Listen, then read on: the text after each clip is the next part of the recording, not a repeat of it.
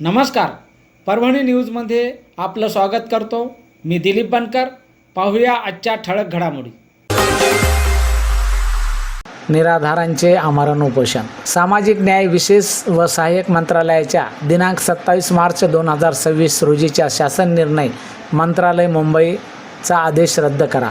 परभणी जिल्हाधिकारी कार्यालयात उपोषण मैदान या ठिकाणी दिनांक 1 मे महाराष्ट्र दिनानिमित्त 2026 छत्रपती शिवाजी महाराज पुतळ्याजवळ उपोषण मैदान परभणी या ठिकाणी हे निराधार, दिव्यांग, परितक्त्या, संजय गांधी श्रावण बाळ, इंदिरा गांधी राष्ट्रीय वृद्धापकाळ निवृत्ती वेतन योजना आमरण उपोषण सुरू करण्यात आले आहे. विषयांकित शासन निर्णय रद्द करा.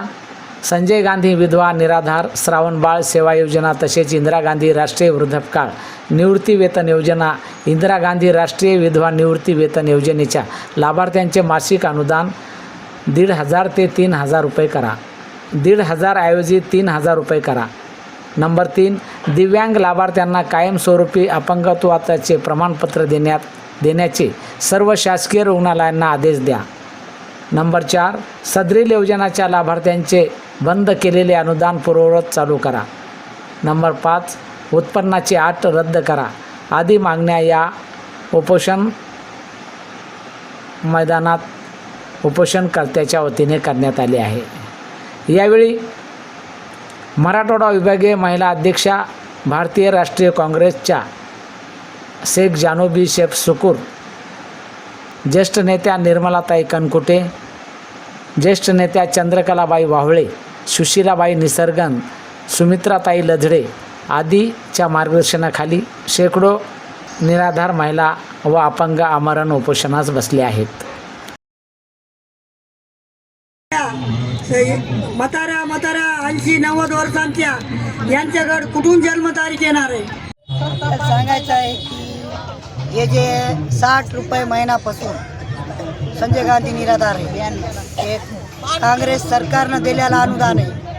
त्या BJP सरकारचं जनतेला गुमराह करणं, जनतेला आश्वासन देणं, त्या ज्या अटी टाकल्यात त्यांनी 2027 मार्चला जी TR काढलं, TRमध्ये ती 90 श्रावण मार्चच्या लोकांना जन्मतारीख द्या.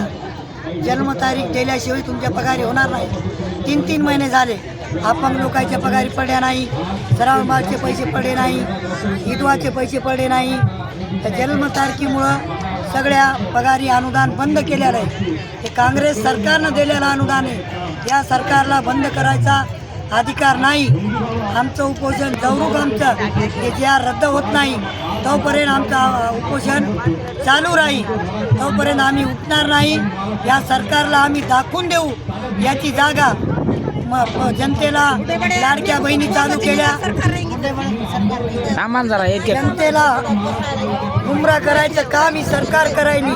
लाडकी बहीण चालू केली, सत्तेमध्ये आल्यापर्यंत खुर्च्यावर बसल्यापर्यंत लाडकी बहीण दिली, पुन्हा बंद केली. तसं संजय गांधी निराधार बंद करण्याच्या मागं याची धोरण आहे. निराधार बंद करायचं. आधी तुमच्या BJP सरकारचं किती भ्रष्टाचार आहे ते बंद करा. निराधारचे पैसे बंद करून आम्ही मुकाट्या बसणार नाही. आम्ही काँग्रेस पक्षाकडून सगळ्या महिला काँग्रेसच्या वतीनं आम्ही दिल्ली मुंबईपर्यंत आंदोलन करू, तर ही योजना बंद करू देणार नाही.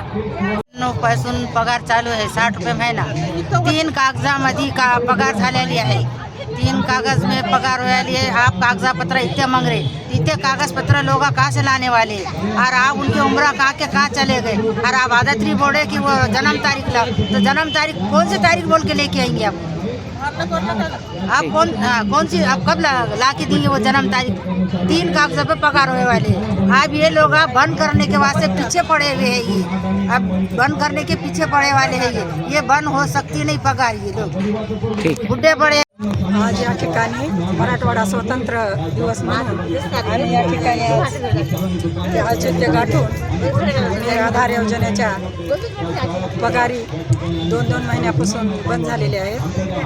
आणि शासनाने जे आपला गोंधळ मांडलेला आहे त्यांनी BJP सरकारनं या ठिकाणी गोरगरिबाच्या तोंडातला आहार काढून घेण्याचं कारस्थान रचलेले आहे. आता ते सांगतात की 80-90 वर्षाच्या बाईनं जन्मतारीख आणायची. ते पिरियड कसा होता हे शासनाला याची जाण असायला पाहिजे.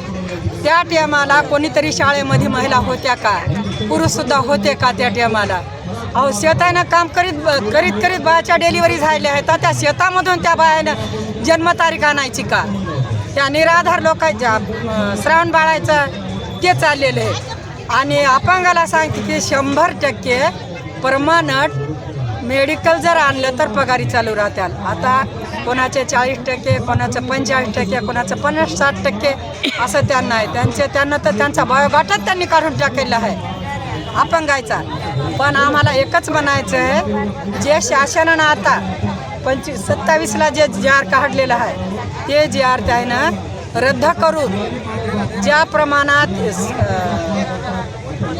इंदिरा गांधीच्या पिरियडमध्ये ज्या पगारी चालू होत्या त्या परिपूर्ण पगारी चालू यायनं कोणते कागद आणा, DBT करा, काय किच करा, यायनं हे कोणतेच नाटकं करायला नाही पाहिजे. ज्या पगारी सरसगट पगारी चालू असल्या पाहिजे. आणि हे जर यायला करायचं असेल तर आम्ही काँग्रेसच्या नेतृत्वाखाली बसलेलो होतो इथं उपोषणला, आमरण उपोषणला. आम्ही आमच्या मागण्या मान्य झाल्याशिवाय उठणार नाहीत. आणि याच्यातून जे लोक जायबंद काही होतील, काही मरतील, काही होतील, त्याचं खापर आम्ही सरकारच्याच कपाळावर पडायशिवाय राहणार नाहीत. आणि ती जबाबदारी सरकारनंच घेतली पाहिजे. आणि ते तसं जर घडू द्यायचं नसेल त्यानं आमच्या मागण्या इथं मान्य करावं आणि आम्हाला पगारी चालू करावं. धन्यवाद. योजना आहे की आम्ही याच्यासाठी मोर्चा लावलेला आहे की याला जन्मतारीख मागाले, टिशा मागालेत, सर्व महिला मंडळाच्या वतीने लावले, काँग्रेसच्या वतीने लावलेला आहे. याला मागणी 2-2 महिन्याचं पेमेंट पडलं नाही. अपंग येतं 100% येतं, 40% त्याचं डाटा तुरला आहे, त्याचे अनुदान पूर्ण बंद केले. त्याच्यानंतर आता विधवाला पेमेंट नाही, सरळ बाळाला पेमेंट नाही. या सरकारला ही योजना बंद करायची आहे. जन्मतारखी मागून ऑनलाईन करून उत्पन्न ऑनलाईन द्या, जीवन ऑनलाईन द्या, अशा अनेक त्या आटा लावायला येतात. पण या आटाला आम्ही येणार नाहीत, हटणार नाहीत. एवढी पब्लिक घेऊन आम्ही आमचं उपोषण करून किती लागो काय लागो. आणि याच्यातून जर कोणाला काय झालं तर याची जिम्मेदार सरकार राहील. आमचं एवढीच मागणी, आमची मागणी सरकारची जी.आर रद्द झाला पाहिजे आणि 3000 रुपये महिना आमचा लागू झाला पाहिजे. आमची एवढीच मागणी हे भारत देईल. आणि याचबरोबर हे बातमीपत्र संपलं. पुन्हा भेटूया पुढील बातमीपत्रात. शहरातील ताज्या घडामोडी जाणून घेण्यासाठी पाहत राहा परभणी न्यूज.